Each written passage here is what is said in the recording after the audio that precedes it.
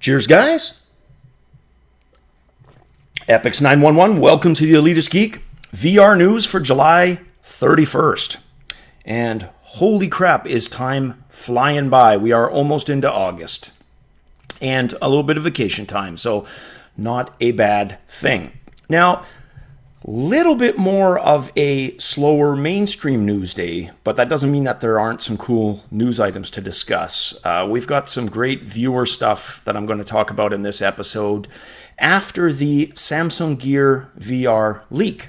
So it's been reported, and there's a picture of the device, which I will throw up on one of the sides here, that shows the new device. And you can see, other than a cosmetic difference, there's not a huge significant difference aesthetically, cosmetically from the previous unit. Same horizontal strap design, which seems to indicate, because it doesn't have the top or bottom head support, that it's going to continue to be fairly light, the design. It's designed for the new Note 7, but apparently backwards compatible with existing phones. So at this point, it's not looking so much as an upgrade as really just kind of an extension of the first, right? The resolution appears to be about the same, which is 2560 by 1440 overall screen resolution. And I got to disagree with the article just in the sense, because Road to VR, the author stated that taking the diagonal field of view from 96 to 100 degrees represented a significant shift in potential immersion. My argument would be that 4 degrees will not yield a significant shift in immersion. It will be minor at best, but I could be wrong. I'd love for anybody who, ends up getting the new Gear VR to let me know if it is a significant difference. It's just 4 degrees of horizontal or diagonal field of view doesn't seem to be a big difference. Now, August 2nd is the actual rollout of the unit, so Samsung will be making the announcement then. We'll know a lot more, if there's any design changes or spec changes, more importantly, other than what we've talked about here, which again are mostly cosmetic. So we'll find out, and hopefully there are things that we don't as of yet know that make this a more compelling upgrade, right? Rather than just an annual kind of model replacement with no significant upgrade features. Now, in other news, we've talked about the Rift and its built-in headphones, which I rather like. They look pretty damn simple, right? But they are actually pretty effective. They're pretty much, or again, I'm the tone-deaf audio guy, right? So to me, they sound about as good as my Sennheisers. I don't hear a big, huge difference. They sound pretty good. And they sound better than the earbuds that I use on the Vive, right? Via the 3.5 millimeter stereo input jack. Anyways, one of the viewers, Christopher Thorley, he's made his own design, and he's done it using a 3D printer.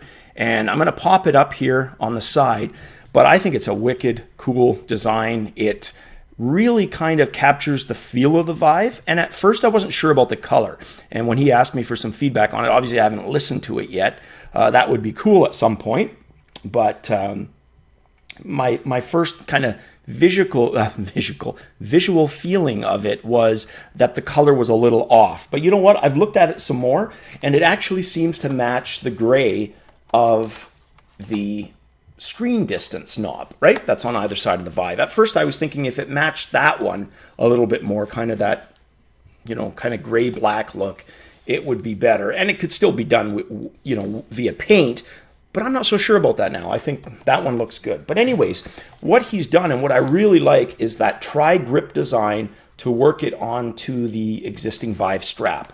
That is hella cool, and it looks like it's a really light design, very similar to the Rift, right, in terms of the dimensions. And again, just captures that Vive feel, in my opinion, right? Curious what you guys think of that. And hopefully this is something that Christopher will continue to work on, and maybe it's something we're going to see in the public arena at some point. That would be awesome, because the earbuds are functional. but headphones are just too damn unwieldy, in my opinion, to use with the Vive. You just start looking like you literally have a football helmet mashed together with a biker helmet all in one. Like, it's just way too much gear for the top of your head. So to have something like that, which will give the audio, better audio of headphones versus earbuds, just what a cool thought. Awesome to see people like Christopher just coming up with innovative solutions to existing problems, right? So right on, Christopher. Hope to see you keep working on that, and keep me updated if you do, please. Another viewer, Matt Hanratta, mentioned or asked me if I was going to do a news piece on JanusVR, and that's JanusVR. And my first thought was, on what?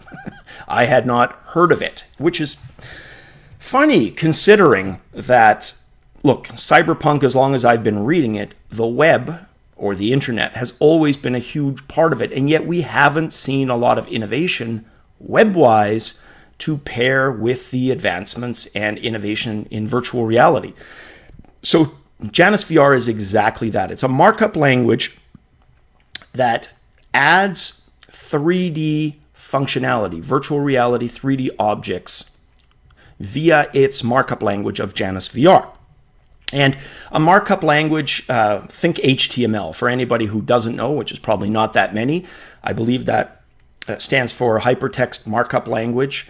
And that's essentially what this is. It's like an extension of that to add the virtual reality capability.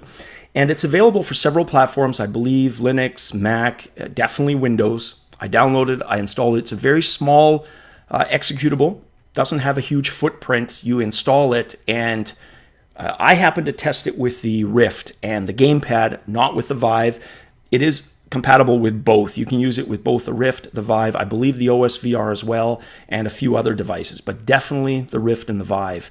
Now, the creator of this is a fellow by the names of James McCrae, and he's from the University of Toronto. He's done bachelor, master's, and doctorate work in science fields there.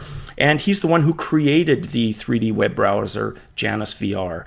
And if you take a look at it, obviously it's still in its infancy, but it's pretty damn cool in terms of how it ties, and kind of synergizes virtual reality with traversing the web, right? Going to different websites. And it's almost like you're walking through a museum, which for an old geezer like me reminds me of a game I used to love called Legacy of the Ancients, which was a spiritual sequel to a game called Questron, which was just an RPG with one of the best frickin' endings of all time.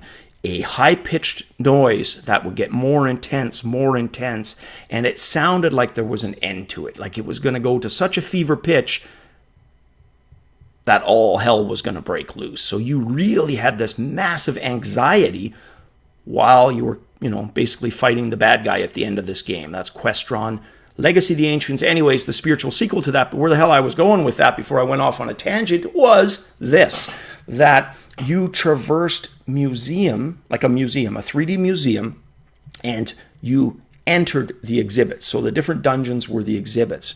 That's the concept that JanusVR uses, right? You're walking through lounges in what looks like, a very trendy modern museum, and the different areas to do with websites, whether it's programming, games, graphics, are different areas and lounges, and they're all interconnected. And you basically traverse them, at least on the Rift, with the Xbox One controller. I'm not sure if on the Vive you use the Vive controllers, but I will test that out. I just haven't yet. But anyways, it was really cool to walk around and just see how it handles different things. There was one thing I walked into which had this different 3D objects for virtual reality. People had rendered objects and have them on display, and it was this creepy looking. There's an old, not Neanderthal, I believe it's Cro-Magnon, but it's a fertility idol, and it's a large pregnant woman, right? And it's famous. And of course, I'm forgetting the details, but it's famous, trust me. Anyways, this rendered object kind of looked like that. It was this disturbing hybrid of a very large pregnant woman mixed in with a macabre undead baby.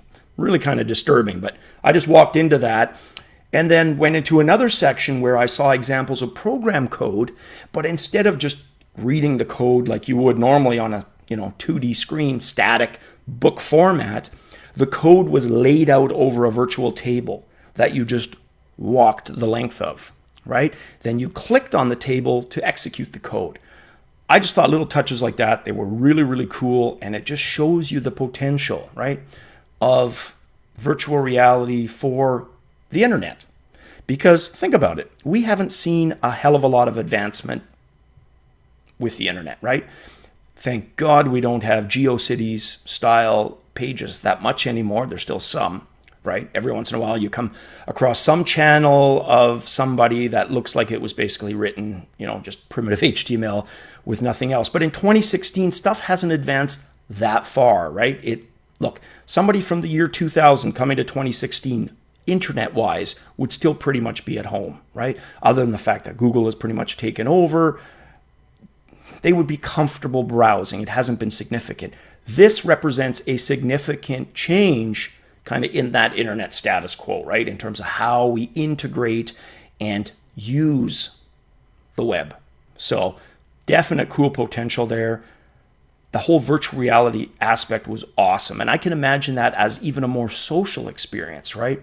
And this is coming from a guy who's, quite the introvert, that you could mingle with people, like-minded people in different areas that are, dealing with those themes. So like you've got your own avatar walking around. There's all kinds of crazy potential. This could go off in so many directions, but to see somebody working on it is awesome. So now that I know what JanusVR is, and thank you again for that, Matt, I will look into it some more. Like I said, I've installed it, checked it out. I'm going to check it out some more, and I will also do that with the Vive and just check out what the differences are. But definitely something to keep tabs on. Check it out. It's in the description below. And that is it for the news, guys. As always, cheers, and hope you have an awesome one.